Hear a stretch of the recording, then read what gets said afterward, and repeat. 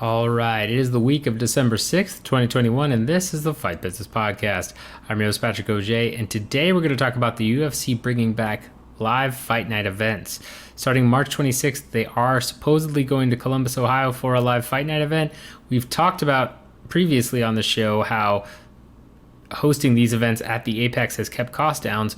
So we're going to take a little bit of a deep dive into why the UFC might be changing their strategy and bringing back live events. What is the purpose? If we know that their costs are lower, which we do, why go back out on the road for fight nights? Well, we'll talk about that and break it down in pretty in-depth detail. Then we're going to talk about Endeavor CFO's comments regarding UFC sponsorship. Only a couple of comments, but a lot to unpack regarding the types of sponsors that the UFC is looking for, as well as what they can expect revenue-wise from both sponsorships and international media rights. Then we're looking at TV rights between ESPN and the UFC.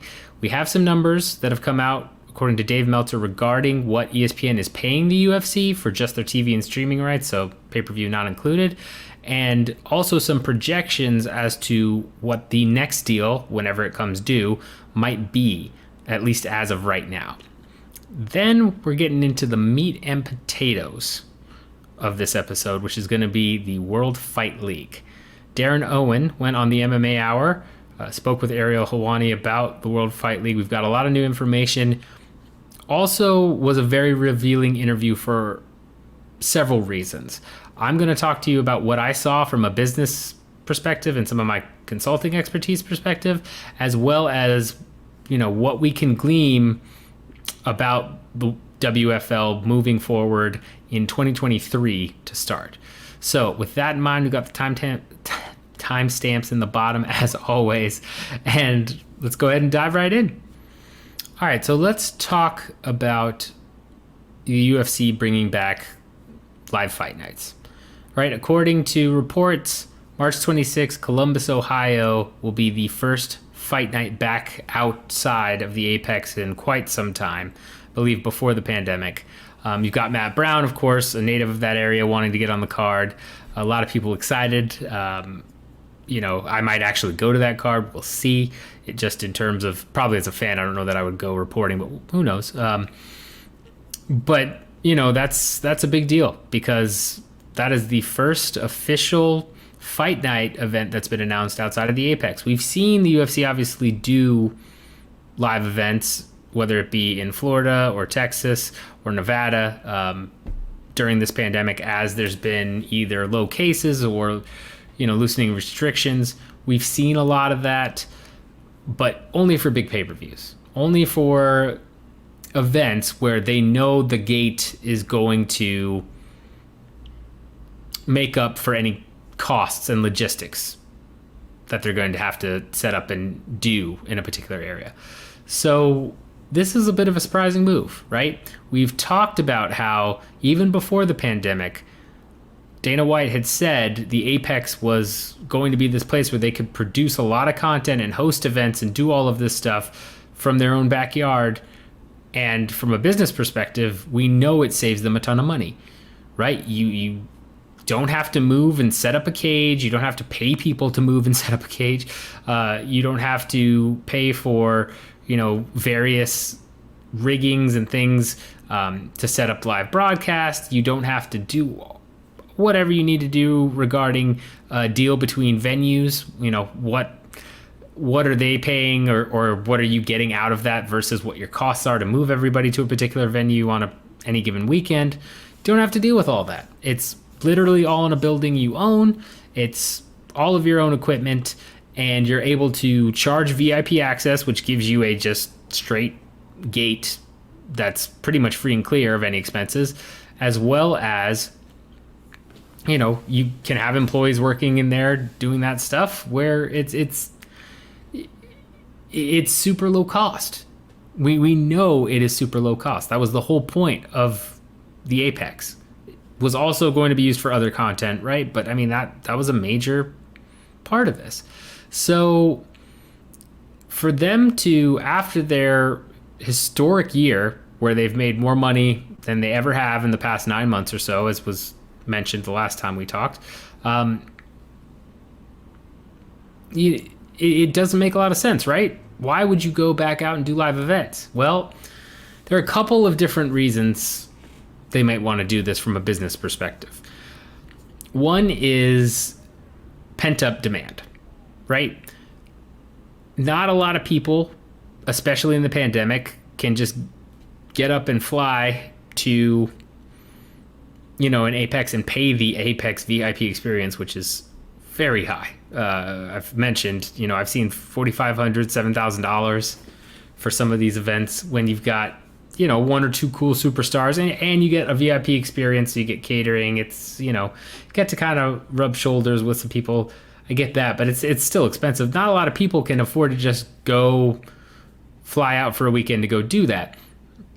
Even with the pay-per-views, right? We know that a lot of these pay-per-views either sold out or were much higher ticket prices than before. And a big part of that was pent-up demand. You had people who really wanted to get things back to normal. They wanted to go see their favorite fighters. They may end up going to, fly somewhere and go see a pay-per-view anyway at some point, and they weren't able to for a long time. Finally got live events this past year in July, and so of course people were willing to pay a premium to go see those live events, to go do those things. So there is a pent-up demand where prior to 2019, when you kind of had these fight nights going all over the place and you would hit a particular city, I think Wichita was one in particular in Kansas, where it was Dos Santos versus Ivanov. And Gate did okay, not like a huge attendance, not a ton of things coming in. They probably either broke even or lost a little money on that. You had that happening because the UFC was going around all over the place all year, right? 365, you would have fight night events everywhere. I'm still bitter because right before the pandemic, they had just announced an Austin fight night event. I was very excited to go to that, and yeah, they canceled it, of course. So now everything's been in Houston, which again, I can't really complain as a fighter, or as a fan, rather. I'm not a fighter. As a fan, as a fight fan, I can't complain because Houston's just down the road if I want to go, but it's a day trip. But it's something where when it comes to your hometown, there are a lot of people where, oh, okay, I can go do that. I live in a suburb of Columbus. I can go ahead and drive that 45 minutes to an hour to go see that.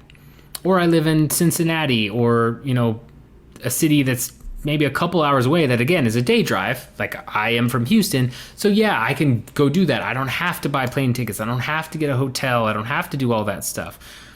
You may end up getting a hotel depending on that stuff, but you don't have to. It much easier for fans to not deal with that. So you have all of that. And then you have the fact that these fans probably, aren't, how do I want to put this? Probably aren't in a position where they can easily just go up and go from a jobs perspective too, right? A lot of UFC fans are blue collar or working people. Or at least that's who they market towards. They have to work on Saturdays and Sundays a lot. So you can't just hop on a plane, go see a show, hop on a plane back. You have to go to work and then, sweet, I'm off for the night, and go to the fights and then come back. Now, this is a lot of speculation about the fan base, but the point remains, there's probably pent-up demand there. And the UFC knows this. I'm sure they've looked at the numbers. I'm sure they've talked to some people. They've talked to some cities, because the cities, right, like to host these events.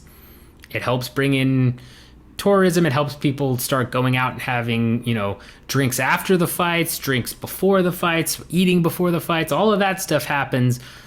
Cities like hosting these types of things. So they might be willing to make more concessions or to pay a higher price to get the UFC to kind of come in and do a show there. So again, lots of different reasons and pent-up demand on both the consumer and partnership side.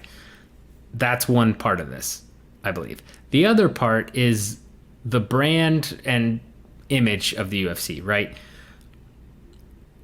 The UFC and Dana White in particular has been very much, we want to have live events. We hate this pandemic. We're not going to force fighters to get vaccinated. We're not going to do all this stuff.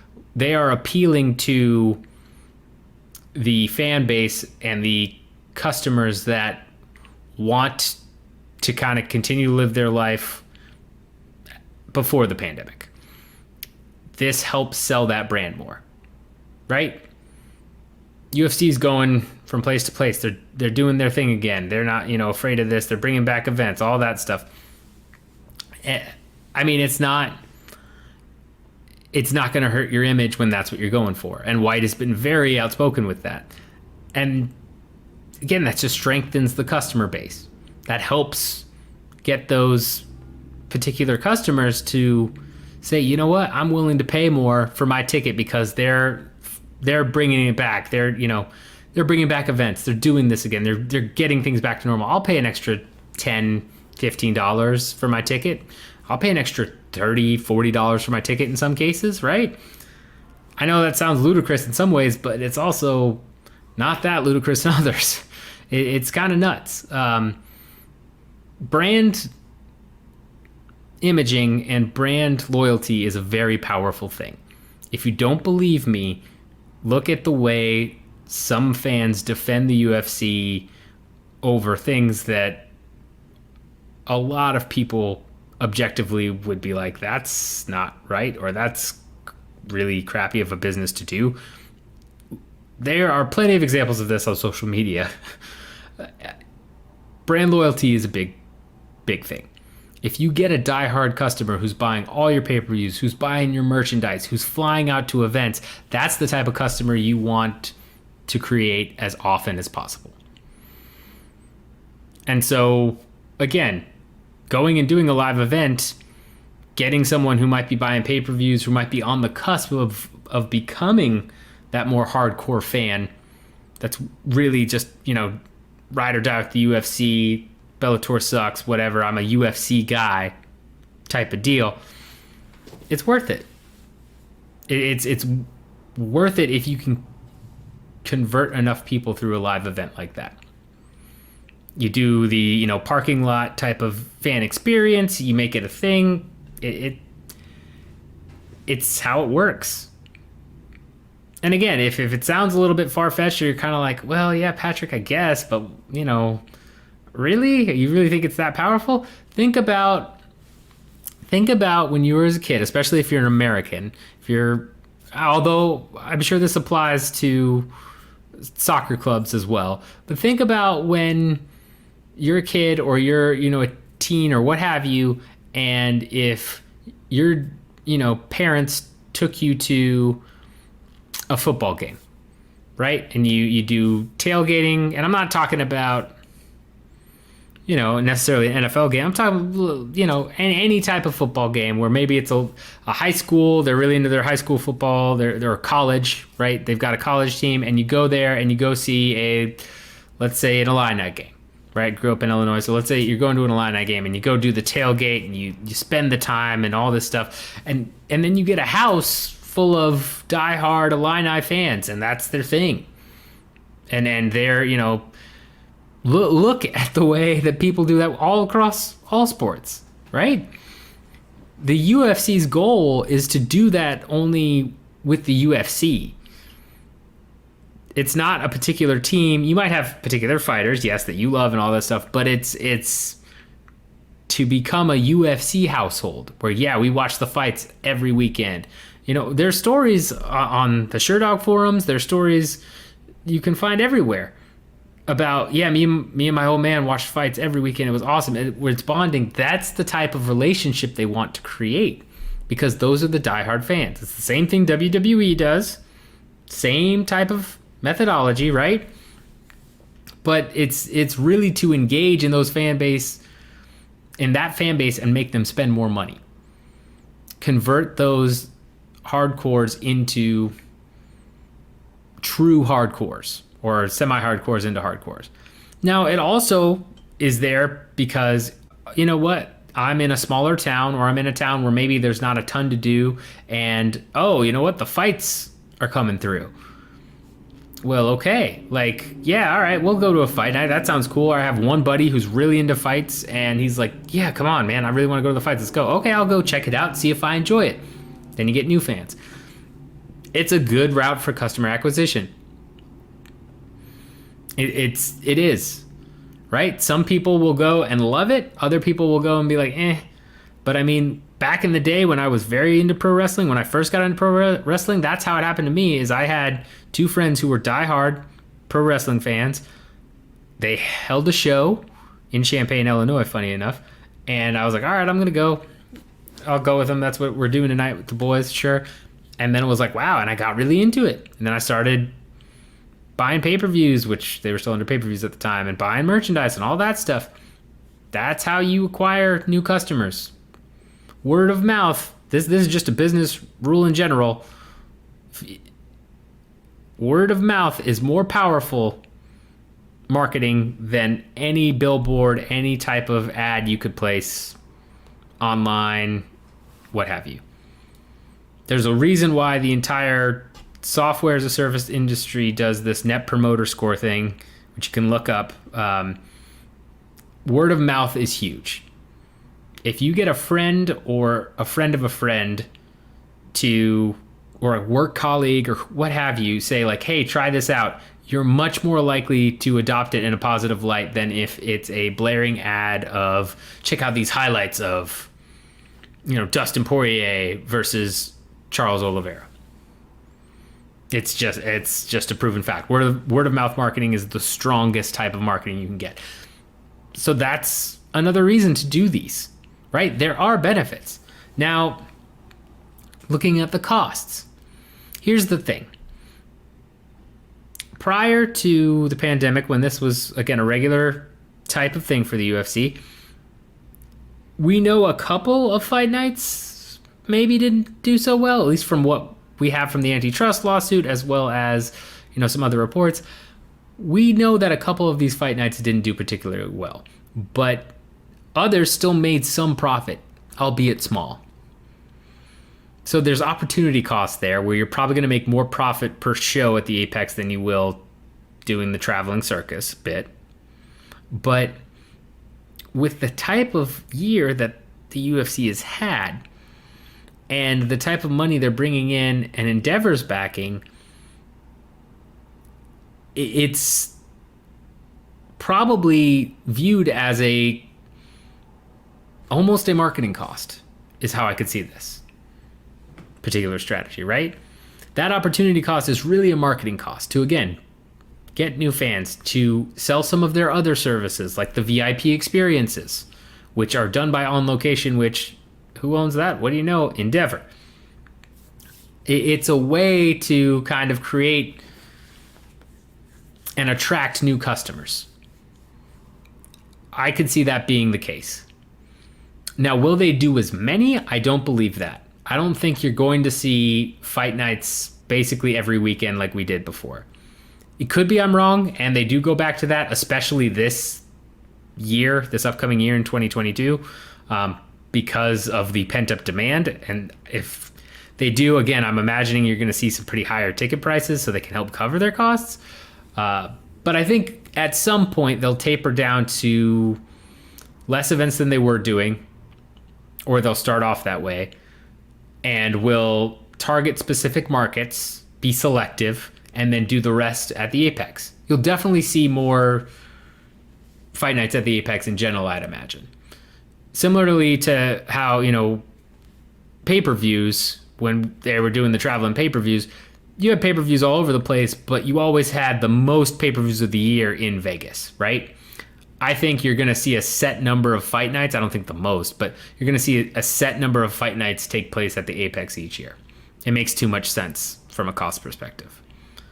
But the traveling circus for particular markets and areas they want to hit, well, that's not a bad call, especially if you view it as a marketing cost for the UFC, but also for Endeavor.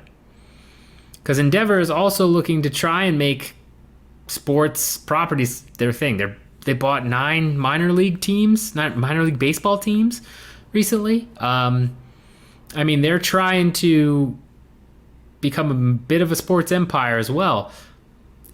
It's probably strategically all aligning to those plans, I would imagine. Right? So I think those are probably the biggest reasons why UFC's gone back to live events. Those are the ones that would make sense. If I had to say just one strategy they're looking at, for me, it's marketing. It's not so much hey, we got to take advantage of this pent-up demand and then we're going back to the Apex. I think that's part of it. But for me, I would say it's more of a marketing tool to acquire new customers and to help solidify their brand image. Which I shouldn't say solidify because their brand image is pretty, concrete at this point, but to help strengthen it. To help, as we'll talk about here in a second, with sponsors, that's another big thing, right? I feel that there's probably some sponsorship opportunities where if the UFC has this perceived presence of all over the nation, they're not just based in Nevada, pretty much, occasionally doing a show here and there. They're all over the place. My guess is that would help attract sponsors. I don't know how much, depends on the sponsor, but I can see that being a factor as well. So that's my 2 cents on that. Let me know your thoughts on live events and if you're excited for live events to come back, because I've heard some people be like, yeah, I can't wait to go to a UFC event again, a fight night. And then I've also heard people say these fight nights have been garbage. I don't want to pay for that. So let me know if here's the question I posed to you. If they were going to put on fight nights like they have the past year or two in your hometown, are you going? Or a city that would reasonably have a UFC event. So if you're in the middle of nowhere, that's one thing. But would you be going if it's in a bigger-ish city or, mid-sized city?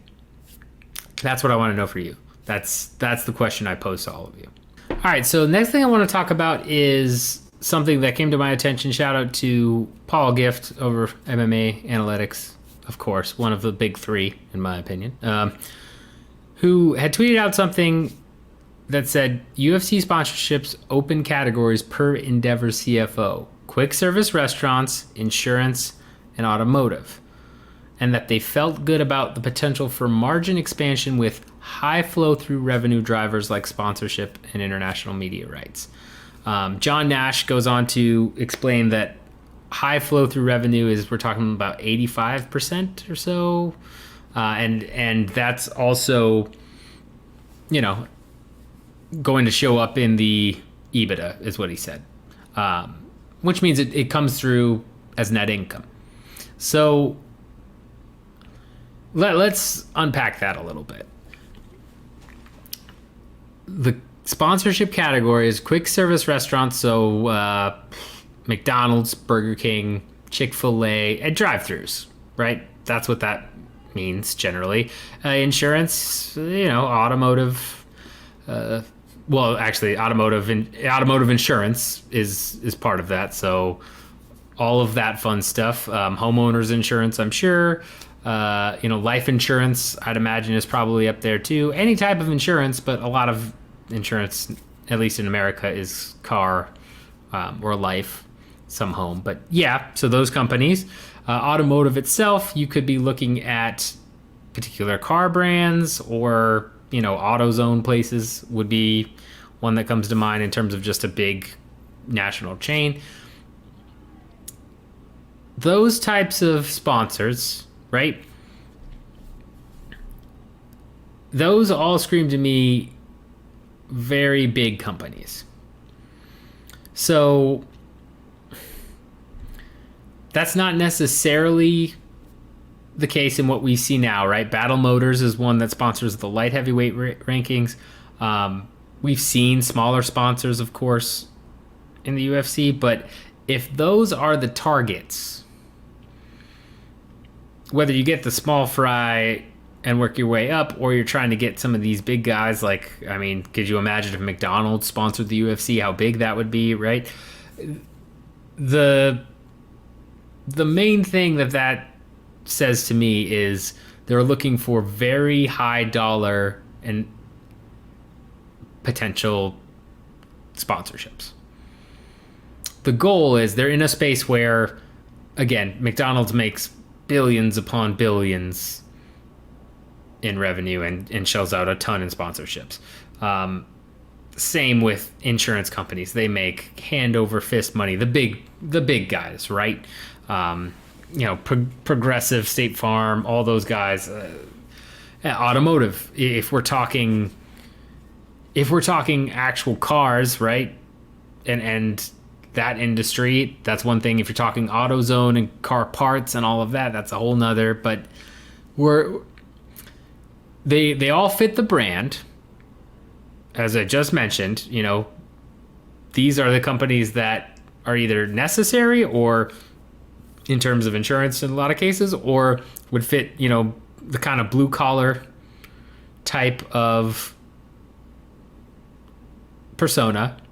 We're not talking about a guy with $200,000 a year salary, plenty of disposable income, going to the fanciest restaurants, the 3-star Michelin restaurant, for special occasions. We're talking about the guy that, works a 9-to-5 or much more than a 9-to-5, grabs lunch at McDonald's, Chick-fil-A, or whatever, is into cars and, needs stuff for maybe fixing up old cars. It's the blue collar image again.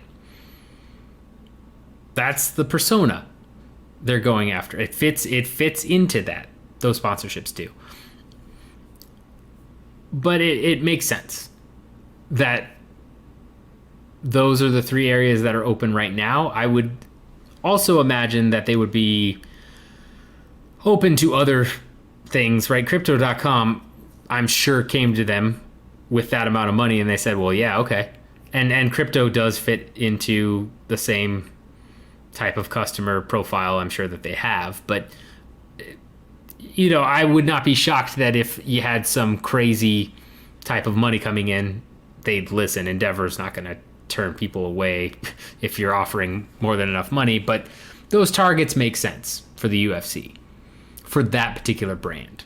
And more than likely, if you had someone come in, or some type of, let's say, a luxury yacht maker. I have no idea what I'm talking about, but assuming there is a luxury yacht dealer or maker, and they come in and try and do UFC sponsorships, Endeavor's probably going to be like, unless you're going to pay double what you normally pay, we're not doing that. And then how about instead you come be part of one of our other groups, because we've got like 1,000 different things that we've bought. Come sponsor that, right?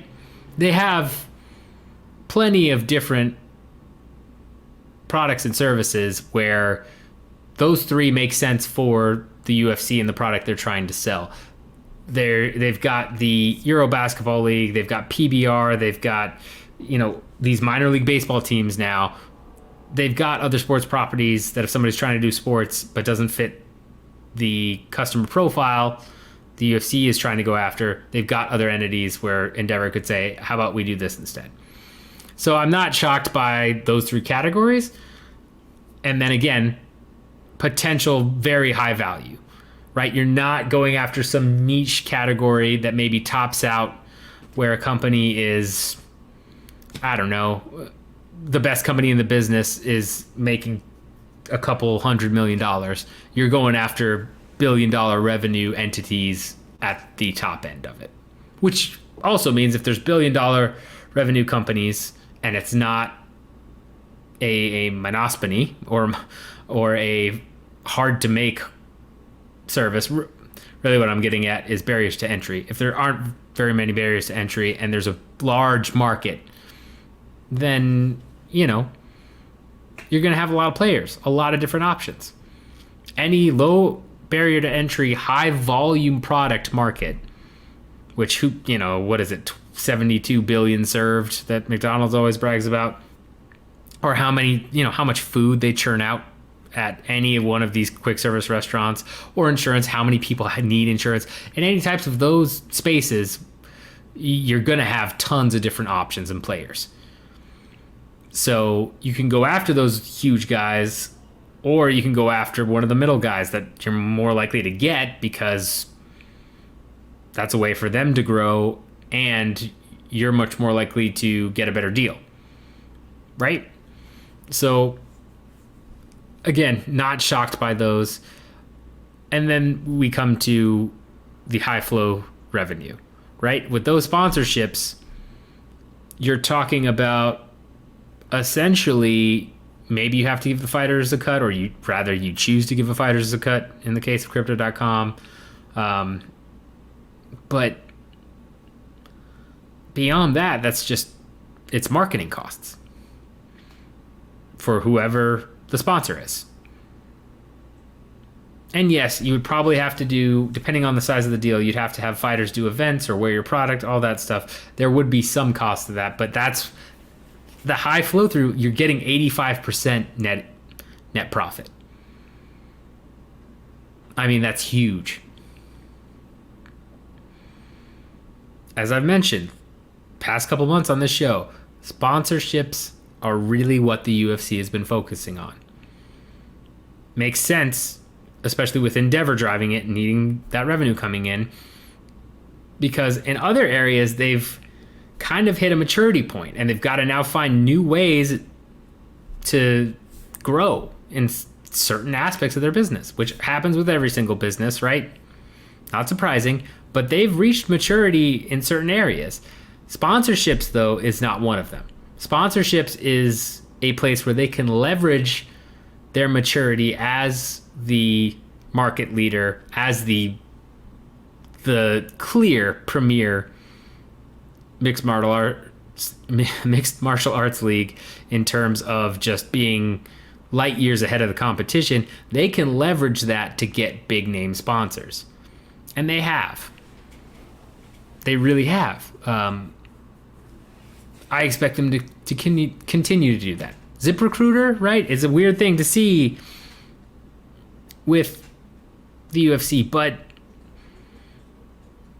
the reason it worked is they have all this growth. They have a lot of people watching on ESPN Plus, and they've got that partnership too, which is massive, because then you've got I don't know if I care for the UFC, and it's kind of but I know ESPN, and I mean that's the sports place, right? So if I'm any type of sponsor trying to get into the sports place, I know the UFC is probably looking pretty good in my eyes because they have an exclusive deal with ESPN as their broadcast partner. I mean, that's going to be a big green flag, thumbs up reference for potential sponsorships. Because the way this works is, right, if you're trying to build a partnership or, work on sponsorships, generally it's partnership or relationship manager. There's a lot of different names in it, but I think what I saw on the corporate website for the UFC a while back was partnerships manager or alliance manager, one of the two. It was worded that way. But what your job to do is to go sell the UFC brand and say, hey, like, we can up your sales, we can up your customer engagement, we can have this synergy where it makes a lot of sense. And you have conversations, you have a lot of lunches, a lot of nights at the bar, all that fun stuff. But at some point, if things are going well, whoever you're courting for your potential sponsor is going to ask about references and be like, all right, well, let me talk to a couple other people who have sponsored you. Or let me talk to a couple other people that you're dealing with. ESPN as a reference is a very big plus, right?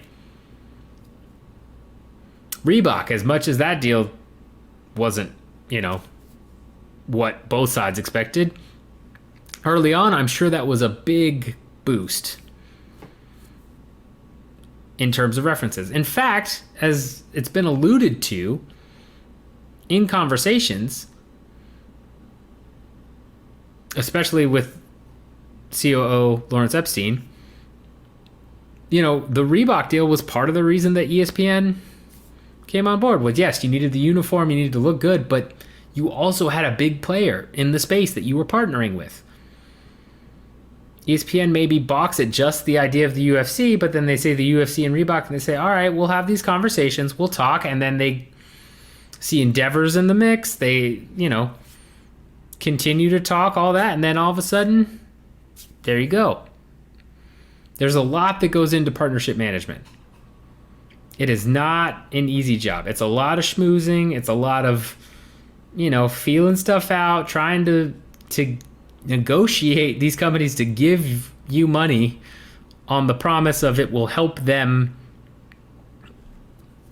either, boost their sales and revenue through the marketing, increase customer acquisition. You'll give them data from your customers, that type of thing. I mean, it's a tough space. Trying to get value out of marketing is a tough space. It can be done. There are some good methods out there. But trying to say, like, this particular marketing rose our revenue this much is not an easy job. It is not cut and dry. It's very gray area. So again, makes sense the UFC is trying to leverage their space in the industry to get these big sponsors. The more they get, I don't want to say non-traditional, but the more they get non-traditional for MMA sponsors, which is traditional for everyone else. So what you would see in a basketball league, the NFL, MLB, the more they get those types of sponsors on board, then it's just going to keep cascading. Because suddenly the idea and the image of fighting is not this grotesque thing, not this kind of, back alley redheaded stepchild, which, apologize to the redheads. That's just the phrase. I don't know why, but it's not that anymore. It's okay. No, they're doing deals with ZipRecruiter. They're doing deals with ESPN. They're doing deals with these more recognizable brands you might see at other sports. And so then it's much easier to court those types of sponsors when you have others you've already locked in. So I guess that it's important. It's not a lot that was said there, but it's important to unpack because it is really revealing of the UFC's strategy and their focus at the moment, I feel it's been all about, again, cutting costs and boosting revenue, and they've kind of maxed out, I mean, not fully on both, but they've definitely, hit economies of scale for some of that stuff. There's only so many, contender series fighters you can have on a card. I think that's why fans started to notice, like, what are these cards? They always had cards that were, at least part of the cards were people that were kind of new or what have you. And it used to be on several fight nights, a good chunk of them, but you maybe had a good main card or all this stuff. They've started to kind of max out them where they can just say, hey, we've got a great main event, and then we've got this as the co-main, and then the rest of the card is kind of But hey, great main event. They've kind of maxed that out. They had the Apex, so they maxed out live event costs. They broke records this past year. To break records further, you have to look to a new channel, right? Because you've kind of hit the wall in some of these, or nearing hit the wall. You can't squeeze that much more out of it. Sponsorships are where it's at. So important to talk about that because, that is a big thing. Piggyback off of sponsorships and media rights deals and all of that, Dave Meltzer tweeted out that right now the ESPN UFC deal for just streaming and TV rights is around $300 million. So it doesn't include pay-per-view or the split or anything, but just for that part of it, it's $300 million. Right? according to Meltzer, that right now, current projections are for that to be doubled when the deal comes up. Again, that's free and clear money, right? That's high flow money. You were giving us $300 million for these rights. You know what? How about you give us twice that much? Now, that deal, again, won't be done for a long time. But important to note that right now they're projected to double their TV rights and streaming deals. It was also mentioned by Meltzer that last weekend's fight card did a .22 in the 18 to 34 rating, or 49 ratings, the coveted 18 to 49 spot, right? .22, which is not great. If you look at several other programs, Monday Night Football did 4.49. It's not the best, but they're still projected to double it. Ratings has been a hot topic in other industries.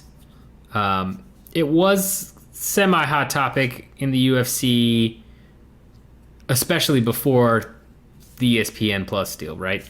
Was a major topic because we saw ratings decline. Ratings were always talked about. But the fact of the matter is ultimately TV is dying, right? Any way you want to cut it, the old traditional TV model is dying. Across the board, ratings are dropping. And it's hard for advertisers to swallow that pill, and broadcast companies, right? Disney, it's no secret that Disney kind of wants to sell ESPN, or at least did. Now they might have changed their tune a little bit, given the rise of ESPN Plus, which we'll get to in a second. But for a while, they wanted to sell ESPN, and it was pretty much, hey, and there were all those layoffs, right? That was a big thing. TV, as we know it, is shifting more and more to streaming. More and more you see people like, yeah, I got Netflix, I got Hulu, I don't really have anything else. Or I've got Netflix and Hulu and Amazon Prime, but not much else. I've got, I don't have Netflix, I have Hulu, and I have ESPN Plus. And Disney Plus because of the deal. Sorry. Wouldn't want to forget that. But it's turning into this kind of package streaming services. More and more streaming services are coming out. You got Paramount Plus. You got, you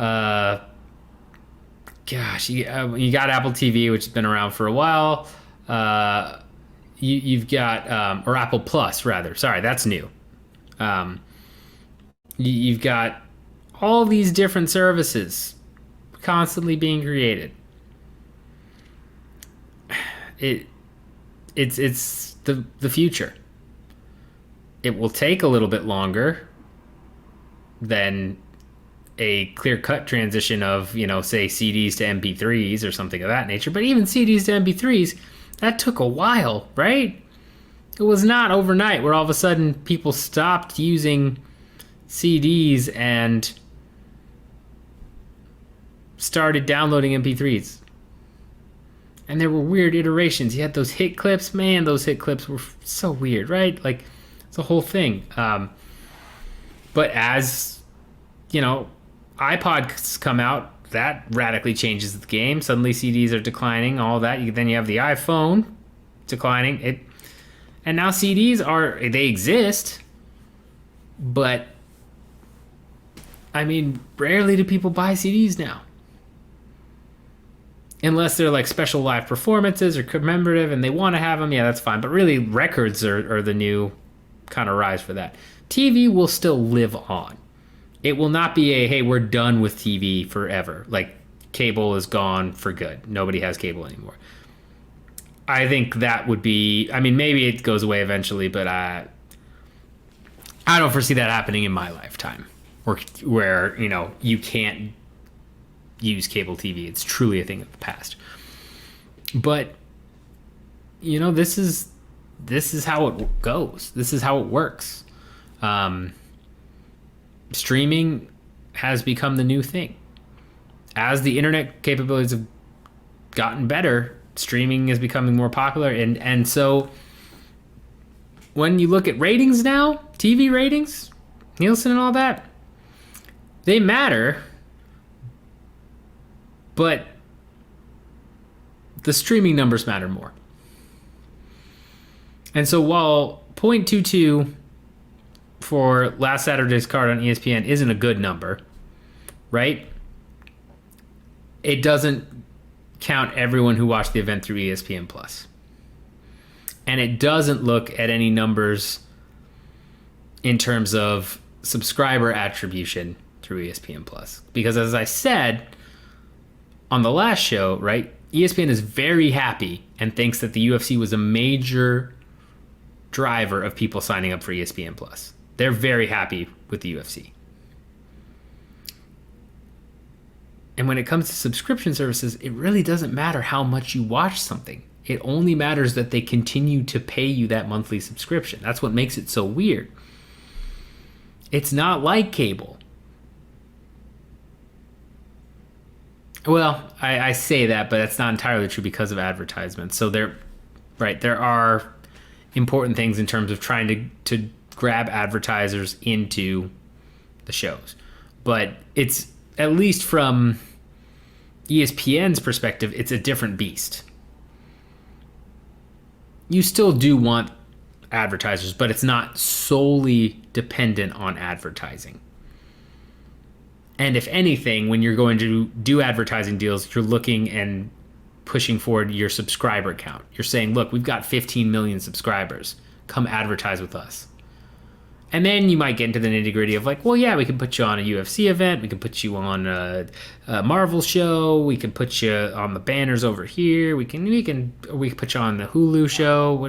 What makes sense? That's all well and good, but it's a different type of selling and a different type of beast than it was with TV, where it was all about, we need advertising revenue desperately, and your show lived or died based on advertising, right? That's essentially what happened. Viewership would determine exactly what advertisers would be willing to pay and what you could merchandise and all that fun stuff, sure. But I mean, it was a much bigger piece. Think of it kind of the same way that the UFC used to require pay-per-views and pay-per-view buys to survive, to truly make money, right? They used to live or die on pay-per-views. That's why Conor was so big. That's why he had leverage for bigger stars like Brock Lesnar and all that stuff. Now that's gone. Streaming, same type of situation. They now have a set amount of money coming in just for people to subscribe that goes directly to them. Doesn't go to a cable company that aggregates all these channels. It goes directly to ESPN, or Disney rather. All that stuff. So it's a different beast. But again, we also can't know what things are going to look like by the time this deal is up. This deal still has, I know, at least 5 years on it. I'm pretty sure closer to 6 or 7 because of the extension with the pay-per-view. I will look that up and figure it. I will mention that on the next episode because I'm not 100% sure. But I know they have at least 5 years left on this deal, right? No telling what the world's going to look like in that time. So just a projection. But when you see ratings and you hear then they're doubling up their media rights, they're doing all this, remember, it's the streaming ratings that matter. It's the streaming numbers that nobody sees except the company and that then they show to advertisers. That's what matters. Cable ratings are great if they're, good ratings. You can flaunt them, but they're not what they used to be. They don't have that same power.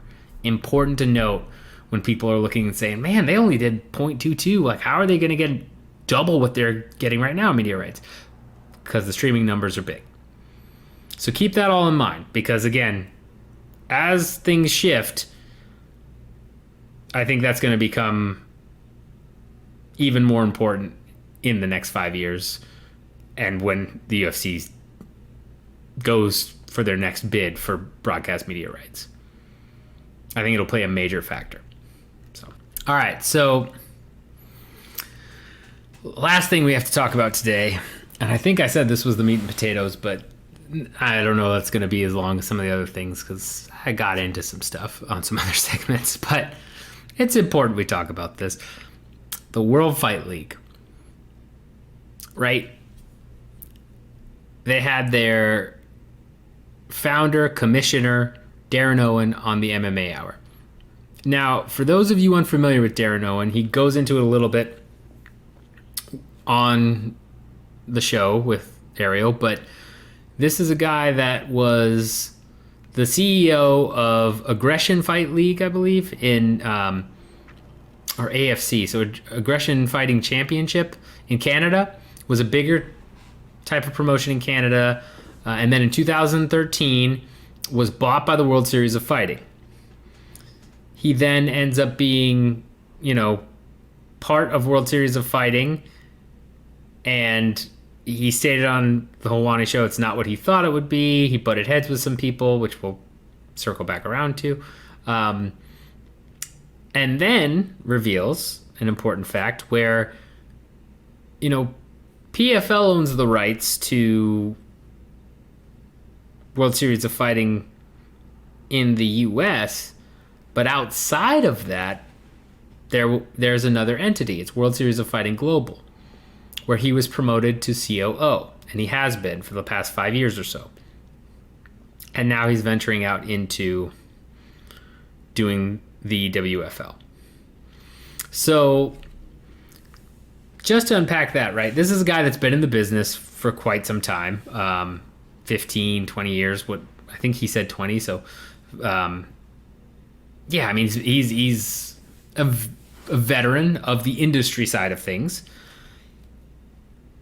He's been involved with World Series of Fighting, which is not usually a great thing, given what we know about WSOF and all their craziness. But, some of the people he butted heads with, Ariel being the, new Helwani that he is, which I very much enjoy compared to old Ariel, pressed him a little bit and said he was bumping heads with Ali Abdelaziz. So that's probably a better sign, right? In some ways, maybe not business-wise, which again will come up here in a second. But this is an industry vet. This is not a guy who doesn't know the fight side of the business, as he so put it. And I do believe that. If you're in that type of role that he's been in, first at AFC, then at WSOF, then WSOF Global, which is, again, if you're US, you probably haven't heard too much about it. There was the lawsuit type of thing going on at one point. We covered it many episodes back, but yeah, with their whole weird schism where there are currently lawsuits being brought against the PFL by former WSOF people because of the name change and part of the whole thing. It's a bit of a mess. Can highly recommend articles out there on it, either former articles where I've worked or I believe Sherdog has a couple places, a couple articles that I did for them. If not, I'll ask me about it. I'll let you know. But yeah, it's interesting because what we learned about the league was you're going to have 4 conferences, one that covers most of Asia, Eurasia, and all of that. One that is European, one that is kind of South American, and then one that's North American, like South American Africa hybrid kind of. Yeah, I mean, you've got it's the EAC, the SAC, NAC, and then I forget the last one. but those are the 4 conferences. 8 teams in each conference, right? And then you play each other, eventually get into a playoff situation. I would assume at some point, I didn't see this on the slides he had there, but I'd assume at some point they go into the playoffs and then all face each other in some big event, right? So, again, you're talking about 8 teams per conference, so 32 teams, which owners are apparently paying tens of millions of dollars for the ability to own a team, which, again, that's a big asking price for this type of thing. So you need a lot of different people involved. You mentioned Joe Kelly was involved. That's the guy that originally did Titan Fighting Championship, I believe. Talked about, whoever GSP was working with. It escapes me right now, and I'm not going to spend the time looking it up. But I highly recommend you watch the MMA Hour interview. Let me just say that to get into the details. But the biggest things that jump out at me about that interview are this. One, that interview is a great example of a new founder / CEO, right? Ariel pressed him on some questions, and he either caved or he kind of diverted, but it wasn't done in a way that you might typically see in terms of that typical CEO, experienced CEO knows how to handle this type of question deflection, right? And I'm not saying he doesn't have experience in interviews, because I know he does, but you could tell that he's a little green as a founder, owner, CEO, an entrepreneur. I think in front of when he was, doing C-suite level at WSOF Global and AFC, I think in those regards, it was probably a little bit easier, a little bit different than really brand new startup CEO. In those positions, the companies had already been established, right? He had worked with them for a while, and you could tell the difference. You really can tell the difference between a seasoned vet of an established company versus a seasoned vet who then tries and does the startup, because suddenly there's not a marketing team and PR team behind you. There's not several people that you are in constant contact with who have kind of been in their roles for a while. They're probably newer, inexperienced, at least to this particular type of company and entity, because it's brand new. You could take, 6 of the smartest people in a room at, a big consulting firm like McKinsey. You had 6 partners at McKinsey, say, and then have them go do a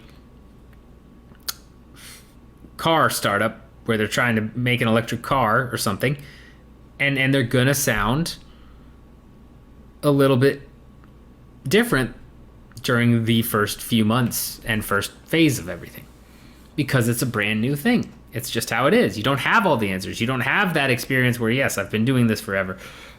Even if you're in the same industry, there's a big difference when you're trying to create something new. And as Darren mentioned, he truly believes this is the first league of its kind. But anyway, cut it, green interview. Somebody that is a little bit green behind this. Next thing that jumps out is him clashing with Ali Abdelaziz. I think this is potentially the biggest issue with the World Fight League. He said he's trying to sign 192 fighters, and starting January 1st, 2022, that's when the league is open. That's when they'll start signing these people. Given his relationship with Ali Abdelaziz, we're not probably getting anybody under his management, right? he spent a lot of that MMA Hour interview kind of bashing Ali, which again, depending on your views, and we're not going to go into it too much because this isn't what the show is about, but I mean, a lot of people would say that was justified.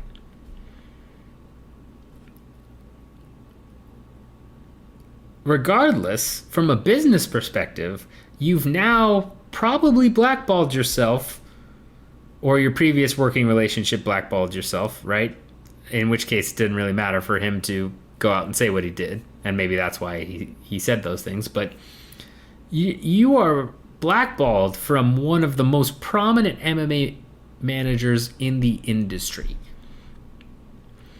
which means that even if a Justin Gaethje decides to become a free agent and he wants to get paid more and get these health benefits or whatever, or a Kamaru Usman, right, is saying, no, I want to do all this stuff, doesn't really matter. Any big star under Ali, his contract comes due through the UFC and he says, you know what, I really want to, try this World Fight League. We know how restrictive Ali's contracts are. My guess is you don't see any of those guys in the WFL. That's huge.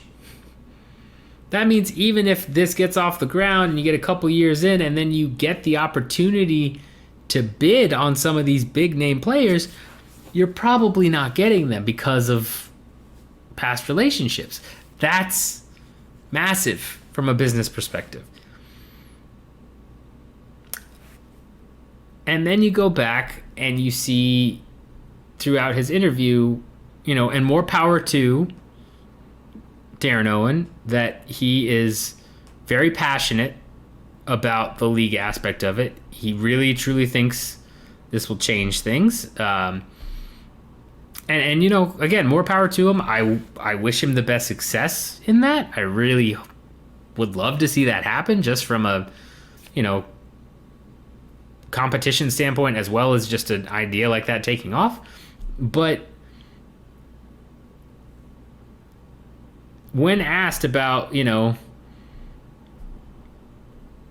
challenged by Ariel Helwani about the superstar aspect of it with Nate and Connor and all that, he just defaults to it's going to be the league. That's what's going to change everything.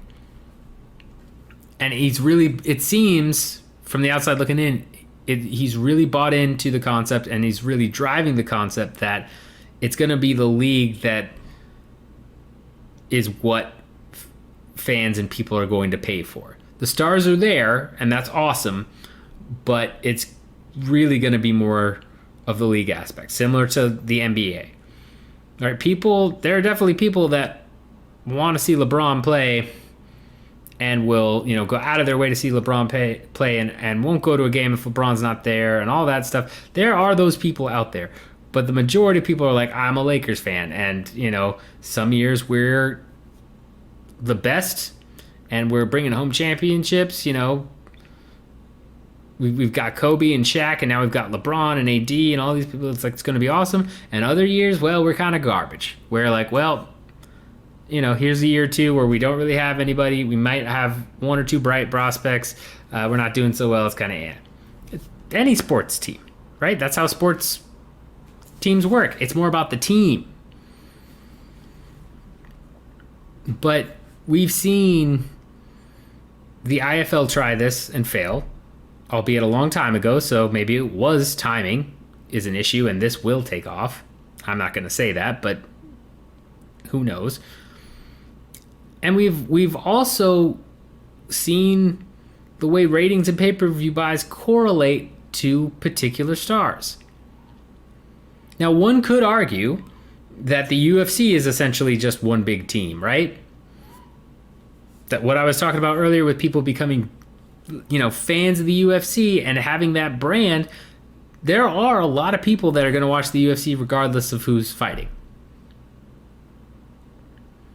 They're going to view it as the pinnacle of the sport. They're going to view the champions in that promotion as the best of the best. And even if they are, or aren't, even if they aren't, they're going to be fans of the UFC. They're not going to watch Bellator. They're not going to watch PFL. They're not going to watch WFL. And you could argue that that mentality could hypothetically translate into a league where people really want to see the Toronto Bruisers or whatever the names of the teams are going to be. Yeah, you could make that argument. But so far, the data has kind of proven that's not it. And this concept is different enough than the PFL that I if it was going to take off, I think it could, while the PFL maybe doesn't take off, or vice versa. Because, again, PFL is looking at individuals. This is really trying to build a team sport out of MMA. But there's no indication that team MMA will take off at this point. Right? IFL was during part of the initial boom of MMA, where you had everybody watching tap out, or watching tap, everybody wearing tap out, everybody watching pay-per-views. Buffalo Wild Wings were crowded. You could watch pay-per-views wherever. It was a whole thing. That initial boom in the early 2010s, right? IFL was around then, and it didn't survive. Albeit now you have a lot more money in the space, and investors willing to throw more money in the space, and you have bigger broadcast partners and bigger sponsorship entities, and probably bigger pocketed investors who are willing to take that leap now that they've seen the UFC work the way it does. But it's still, in terms of drawing fans to a particular event, seems to be all based on stars. Individual sports, that's just how it goes. Tennis, same thing, right? You don't have team tennis. You don't have... Golf is a great example of this. You have the Ryder Cup, where it's, Team USA and Team UK, and that's like a one-off event, and that doesn't do nearly as well as, say, like the Masters, when everybody's trying to watch their favorite person win that. Or the Open, right? Like, it's... There are a lot of red flags from an outside perspective, for sure. I hope it is successful. I will say that just from a business perspective, I find it very interesting. I like the concept on paper. I think it would be fantastic if it worked. But basically being shut out of Ali's client base, trying to sign 192 fighters where owners are putting up tens of millions of dollars and then are splitting pretty much everything 50-50. You've got the medical, you've got insurance, all this stuff, much higher cost. I mean, the barrier to entry here is very high. And another important takeaway from that interview: no set broadcast partner. Right? They're going to do 4 MMA events in the span of 24 hours? Or 48 hours, it sounded like, where February 5th is the day, but before the Super Bowl, they're going to do 3 back-to-back events, and then they're going to do another Monday. I would assume the plan there is to have one event in each of the 4 conferences, right? But when asked, where could you watch this, he said, holler, let us know. We got 75 hours of content. Let us know. I'm sure he is talking to people, and I'm sure they're working on a broadcast deal, but that also signals to me that one is not in place yet. The only way I see this being successful is if you get the exposure to really build a true fan base off of this, right? And the only way to do that is to have a major broadcast deal. I don't think... I don't know. Lots of red flags to me as a consultant. I'm not I'm not saying it's not worth a shot. If you've got the investors, obviously there are people bankrolling this that believe in this concept.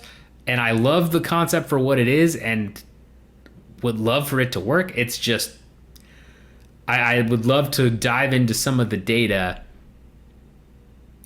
during this deep dive that Darren Owen talks about that he did. I'd love to dive into the data to see what points to this being the answer. Because I don't know how you attract your current fan base. There are hardcore MMA fans, right, that will watch this, obviously. And you've got you've got a lot of conversations going on and attention of the biggest journalist in the sport. That is huge too, right? Ariel has been breaking a lot of this stuff. He was the one that kind of broke the news about the WFL. He's now talking to the owner. I mean, that's good. That's great publicity to get this out there. We're still a year and a couple months away from actually seeing this in action, but the fact that Ariel is kind of giving you that free publicity on his Substack and on his shows is huge. That's great. But you still need a broadcast deal. And you still need to find a way to entice fans and create a fan base for a team and not individual fighters, which is very hard. Because, again, he talked about, having, going to root for a team and you get to see a LeBron and a KD and all these superstars all there together. And it's yeah, that is true.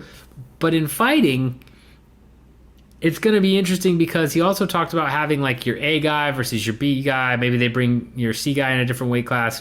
We'll see what happens. But what happens when you get, the clear stars of the promotion, or the clear standouts rather, the guys that are doing very, very well and are maybe a cut above, which happens in every promotion, right? What happens when they go out and then they're fighting, guys they're going to steamroll? No one wants to see John Jones take on well, Jones is maybe a bad example, but no one wants to go see Charles Oliveira take on a Contender Series lightweight, right? And that's an extreme example, but even, do you want to see Charles Oliveira fight an outside the top 15 ranked guy? So I'm not sure how this concept is going to work because I don't know how it's going to... I don't know. We'll see. But those are the three things that stand out the most to me. Signing 192 fighters, getting them insurance, getting them revenue split, and having that revenue split be enough money that it's better than UFC or other deals, right? To entice the bigger guys is also a question in my head because the costs are so much higher, but getting enough owners, right? You're talking about 32 people putting up tens of millions of dollars for this. That's a lot. And maybe those numbers, again, are exaggerated. And if so, it's fine. That's what a CEO does. He sells. But, I mean, what happens if you only get 6 owners in a particular conference? Do you have to restructure? Do you have to figure it out? Or what happens if a team shutters after season 1, right? Let's say you get all 32, and then next season comes around, and then a couple owners yeah, this isn't working for me, I'm done. And then you don't backfill. What do you do? The IFL ended up going from the league format to just regular type events in the end. I think there's a reason they did that. Right? I don't know. It's a great glimpse into startups, though. This is one of the best examples I think you can see of how startups form and function. That's maybe my biggest takeaway for this video is, and audio, this episode rather, is this is a prime example of how startups happen. You get a seasoned person who's been in an industry for so many years. They see an opportunity, or in their mind what they believe to be a true opportunity. They go and they start their own company, and it's kind of messy, and people look at them and turn their head. And we all might be laughing because this might end up being the biggest thing ever. I'm not going to say that, but it's possible, right? This is how entrepreneurship works a lot of the time. So, again, hats off to Darren Owen for trying this. Hats off to him for getting the exposure that he's gotten on this. But there are so many red flags that I just don't see how this is going to pan out. So if you are hoping the World Fight League is going to turn into this awesome type of thing, I don't know that I'd hold my breath, personally. We'll see. We're still a year out. Things could change. More info, I'm sure, will come through, but it's an interesting look into real. This is this is what a startup looks like. In a way, I wouldn't say it's pre-seed because obviously there's money behind it, but it's kind of like a pre-seed a little bit. They haven't launched. They're working. He even mentioned a proof of concept in the MMA Hour video, right? That's what he's building with the first events, is a proof of concept to get more owners and get more people involved. That's Startup 101. You have to have a proof of concept. You have to ideally have a couple small customer bases, or a mentor or partner or group that is backing you. Then you go and you pitch and you get more investors, and you so on and so forth. He is in that initial pitching phase. He is, hey, we've got some money. We're going to launch this product in a year or so. Come join us. Come own your own team. Come, sponsor with us. Come be our broadcast partner. We're going to make tons of money. Here's why. And he's pitching nonstop. Great example of what a startup CEO founder does. Couldn't get a better example of this, I think, in MMA. At least right now, right? So, yeah, keep an eye on it. I'll continue to report in and give you my takes on it from a consulting perspective and from what I've seen in the startup world. But yeah, I mean, it should be interesting. It should be interesting.